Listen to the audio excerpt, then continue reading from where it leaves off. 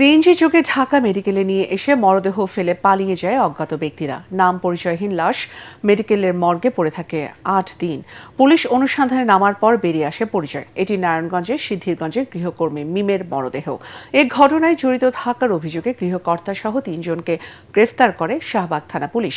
পরিবারের দাবি, পাশবিক নির্যাতনের পর হত্যা করা হয় ১৫ বছরের কিশোরী মিমকে। বিস্তারিত জানাচ্ছেন GM তসলিম। বসুন্ধরা টিস্যু, অশুদ্ধতার বিরুদ্ধে এক বিন্দুও ছাড় নয়।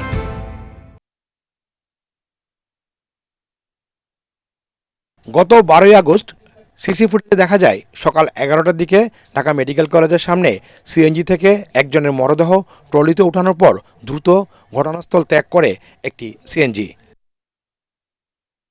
ঘটনাটি চাঞ্চল্য সৃষ্টি করলে মৃতদেহের পরিচয়ের সন্ধানে নামে শাহবাগ থানা পুলিশ। ৮ দিন পর পুলিশের অনুসন্ধানে বেরিয়ে আসে চাঞ্চল্যকর তথ্য। মৃতদেহটি নারায়ণগঞ্জের সিদ্ধিরগঞ্জ থেকে আসা মিম নামের এক কিশোরীর, কিন্তু তখনও কিশোরীটির মৃত্যুর খবর অজানা ছিল তার পরিবারের কাছে। আমার বোনকে মারা হয়েছে ১২ তারিখে মারা হয়েছে, আমাদেরকে ১৩ তারিখে বলা হয়েছে।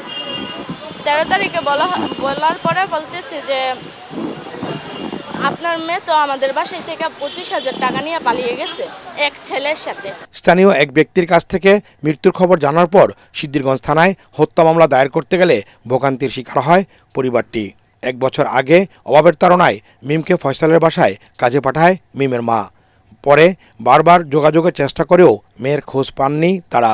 তারপরে মেয়েটা জিজ্ঞাসা করছি, আম্মু ওরা কে তোমাকে মারে? আম্মু মারে আমাকে, এসে নিয়ে যাও, একথা বলছি মেয়েটা। এটা হত্যা, এটা পরিকল্পনাভাবে হত্যা।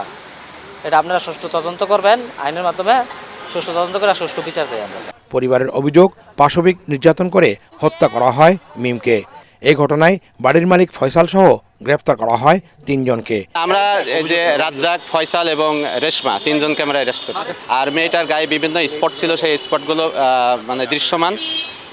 তারপরেও আমরা অধিকতর জানার জন্য আমরা এটা DNA প্রিজার্ভ করছি এবং ফরেন্সিকে পাঠাইছি। তার বাকল সোয়াব নিছে, সোয়াবের রিপোর্ট আসলে আমরা বলতে পারবো বিস্তারিত সে আরও অন্য কিছু ঘটছে কিনা। এই ঘটনায় আসামিদের সর্বোচ্চ সাজা নিশ্চিতের দাবি জানিয়েছে মিমের পরিবার। GM Taslim, ATN Bangla, Dhaka.